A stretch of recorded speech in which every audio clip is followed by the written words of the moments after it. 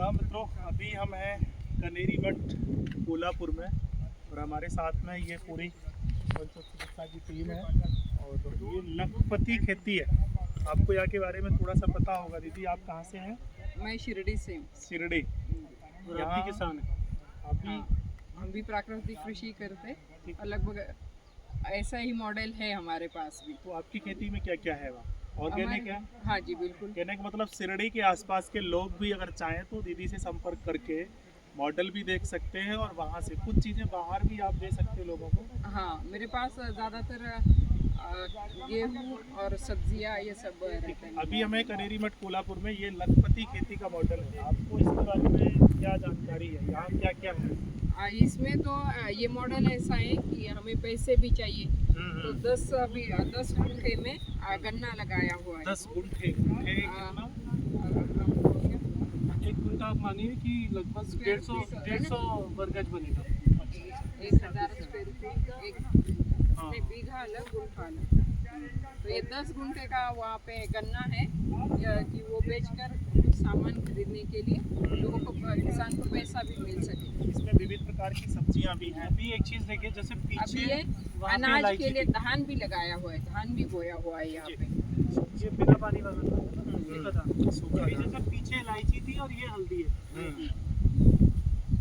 यानी एक किसान को जो जो चीजें चाहिए, ये मॉडल लगभग कितने में होगा? 1 एकड़ में 1 एकड़ के अंदर लखपति खेती के नाम से है। यानी किसान आराम से लाख रुपए एक फसल में कमा सकता है। एक पूरे घर का खर्चा निकाल करके, हाँ, और वो घर का भी और खेती का भी सब खर्चे हाँ सब निकालने के बाद यदि वो परिवार साथ में रहता है तो गाय घर में घी दूध मिलेगा हाँ।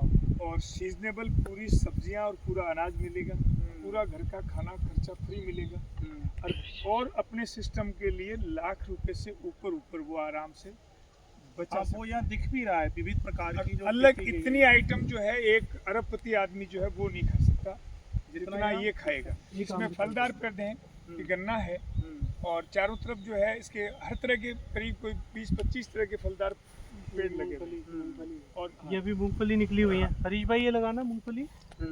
ये सब मेड़ों से आ गई, मतलब बीच में आपका कोई डिस्टर्बेंस नहीं हुआ। दूसरा ये तो एक बहुत बड़ा साम्राज्य है। यह स्वामी जी ने विविध प्रकार के मॉडल आपकी कल्पना से परे, और ये लगभग कई किलोमीटर में परिसर है आपके संज्ञान में, लगभग 300 एकड़ अभी जैसे एकड़ में है। अभी एक प्रयोग और करते हैं स्वामी जी, जैसे ये आप बैगन देख रहे हो जी, तो जैसे ये बैगन है तो जंगली बैगन का स्टेम मतलब नीचे का पोर्शन है और उसके ऊपर दूसरा जो अच्छा फल है जो आपको स्वाद में चाहिए उसका ग्राफ्टेड है।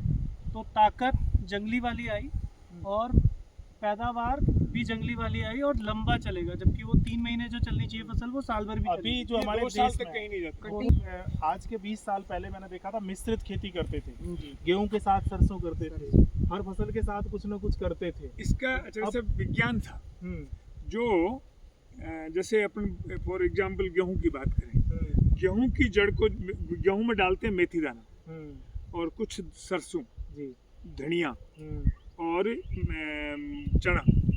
जो चने की जड़ को जरूरत है वो गेहूं को नहीं है, तो जो गेहूं के जड़ की जरूरत है वो सरसों को नहीं है, सरसों की जड़ को जरूरत है वो मेथी को नहीं है। तो इसमें कंपटीशन नहीं है, वो ये जड़ें एक दूसरे को सहयोग करती और हैं। पोषण दे रहे हैं। जैसे अब आप हैं, आपके जितने सहयोगी हैं उनमें कंपटीशन नहीं है, आपके मतलब जो है वो आप सहयोगात्मक रूप से हैं, एक दूसरे को सपोर्ट करते हैं।